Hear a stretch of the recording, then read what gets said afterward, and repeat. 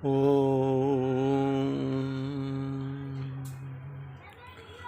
Sri Aurobindo Mira, open my mind, my heart, my life to your light, your love, your power. In all things may I see the divine. Namaste, good morning, welcome all of you. Today we'll have a short discussion on mantra. Every time in each shrine, almost it is not confined to any single religion. Everywhere you see, people will be chanting mantras because mantra has a direct impact on the body. So we'll have a short discussion on mantra today, japa and mantra. As Sri Aurobindo writes, all nature dumbly calls to her alone to heal with her feet the aching throb of life. This japa, this mantra, japa of the mantra is not confined to any human being or any particular religion, or it is even up to spiritualism. Sri Aurobindo speaks of rights here. All nature dumbly calls to her alone. Calls dumbly to her alone. Why? What is the reason? To heal with her feet the aching throb of life. For that only entire nature is capital N, higher nature, and it dumbly calls to her alone. Initially, how can we make the japa and how can we make the mantra japa? Initially, we can use loud voice. Loudly, we can have the mantra japa. Then, that time we listen everything. It enters the cells of the brain and works there. Then there will be mantra sinks inside, and there will be a vibration in the nerves and veins in almost in all the cells, and there will be the mantra will be activated. While working, we should have also that mantra japa.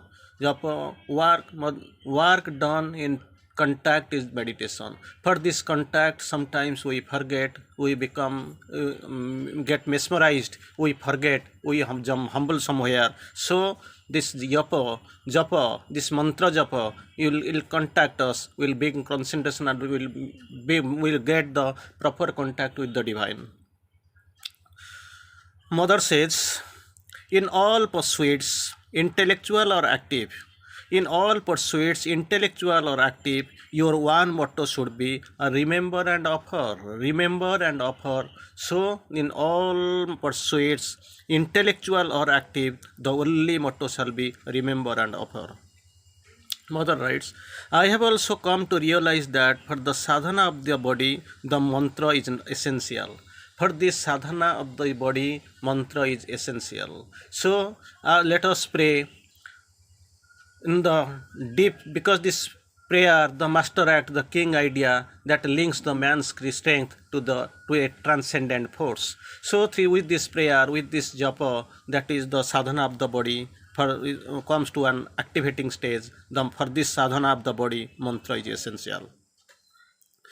If something wrong happens, then repeat my name, Ma, Ma, Ma. Mantra has given mother has given us the mantra, her name, Mother, Mother, Mother, Ma, Ma, Ma. If something wrong happens, then repeat my name, Ma, Ma, Ma, Ma, Ma. You know, Surendra Johar once and his wife went to meet the Divine Mother at the playground. They took the blessings and asked for a mantra for this japa entire day. They need a mantra from the Divine Mother. Immediately smilingly mother says, Ma, Ma, Ma.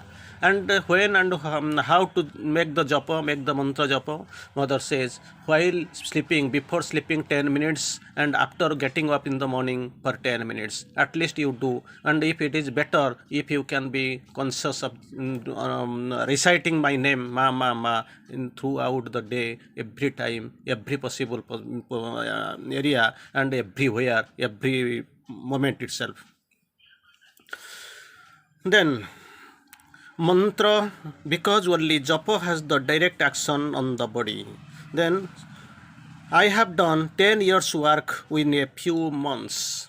I have done 10 years of work within few weeks or few months, because usually what happens with an, with our own effort. Two processes are there. One is by one personal effort through sadhana, through your own austerity of this yoga. You have to proceed tapasya, and second method is surrender. So first method is tedious. It is actually, there is also difficulties of breaking and making.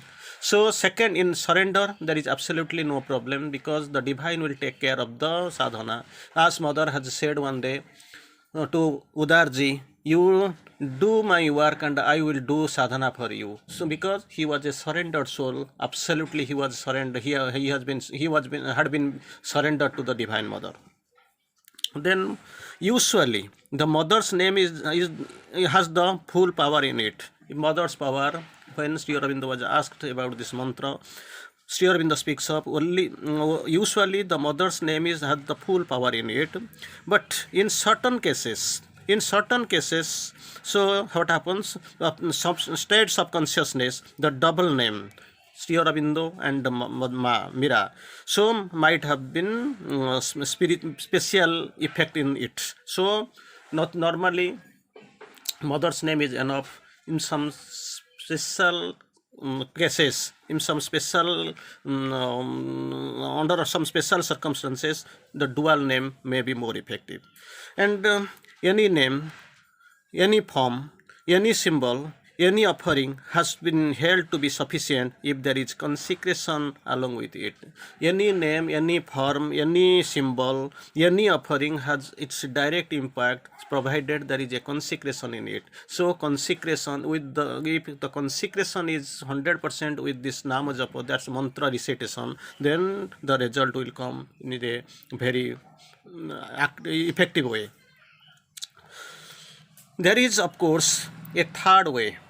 In reliance on the power of the mantra, the name in itself. So we can rely absolutely on mantra, because the name itself is mantra. We can do it and we can have some direct impact. Name, Nama Japa, has a great power in it. Absolutely, when we are going for this Nama Japa, it has a direct impact on the body. As a psychic power, Sri Aurobindo's one beautiful message is there. The psychic fire within must be lit, into which all must be thrown with a divine name in it. As you know, during that Setubandha Pratishtha, when the bridge was being bridged to cross into Lanka and to kill Ravana, so that Sita will be rescued. That time what happened, these stones were thrown, it was either getting drowned or it was actually floating away. That time Varunadev, the king of seas, he advised, you just do one thing, on the stone you write a name on Rama, and it should be touched by Nala and Nila and thrown into the sea, so that it will never get drowned or will be flown away. Like this, Sri Aurobindo gives a message here. The psychic fire within must be lit, into which all is thrown with the divine name upon it. Here must the traveler, we must know, to cross the subconscient, the Nama Japa, and this Sri Lord, our Master itself, he had done, that is described as in Savitri. Here must the traveler of upward way, for daring hell's kingdoms wins the heavenly route. He was in the subconscient. Daring hell's kingdom wins the upward route. Pause or pass slowly through that perilous space. That space is perilous. Pause or pass slowly through that. How? What was his aid? What was his major instrument or weapon? A prayer upon his lips and the great name. Then another way he speaks of, and the name, foundation of eternity.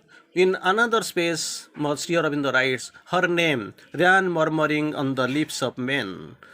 Her name ran murmuring on the lips of men, exalted and sweet like an inspired verse. But it was not a sacred religious. There is everything spiritual in it. Then we can go. Usually the mother's name has full power in it, but in certain states of consciousness, the double name may have a special effect, as we know.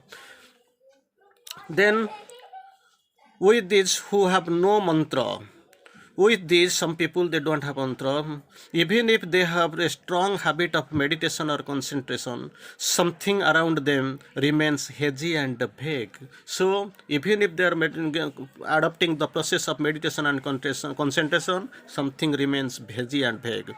Where, as the japa impacts to those when they are adopting the accepting the method of yoga, mantra japa, then imparts to those who practice it a kind of precision, a kind of solidity, and armature they become galvanized and as it were. So with this concentration and meditation, if the japa is introduced, things get galvanized and they get the better result.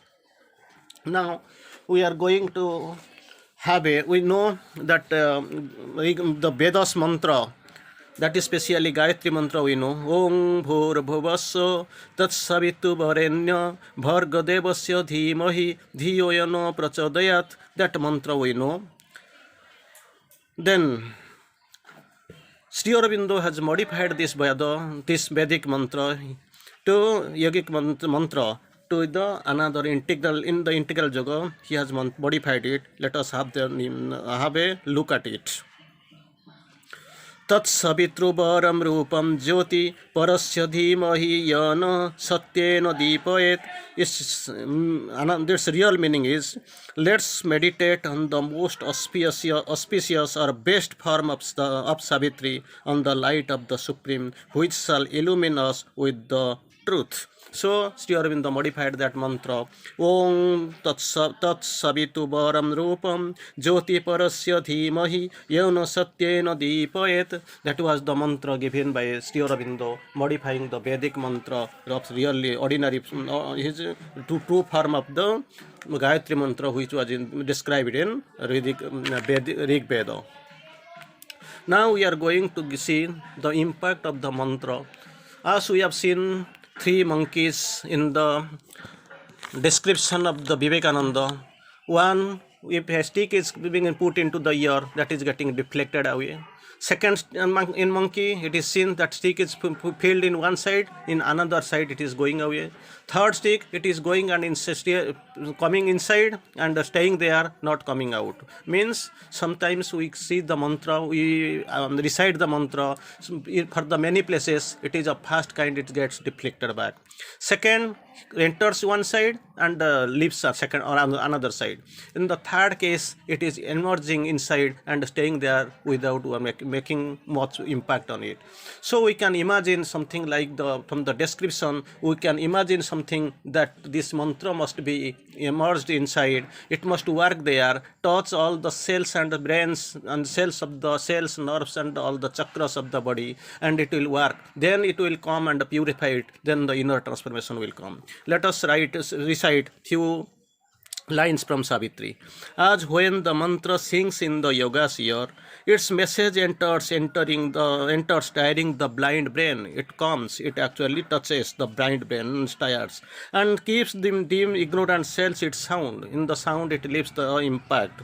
The hearer understands a form of words. That time hearer understands, and musing on the index of thought it holds, he strives to read it with the laboring mind. He strives to read what is that mantra, because it has been, the brain has been stirred, the cells have been touched, but finds blind hints, not the embodied truth, not able to gather the embodied truth.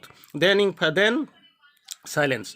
Falling silent in himself to know, he meets the deeper listening of his soul. Getting silent, he learns ways to listen the deeper listening of his soul. The word repeats itself in rhythmic strains. That mantra repeats inside. Then thought, vision, feeling, sense, the body's self are seized unalterably. He endures in ecstasy and immortal change. That change comes. He feels a wideness and becomes a power. All knowledge rushes on him like a sea, transmuted by the white spiritual ray, transmitted by the where he walks naked heavens of truth and calm.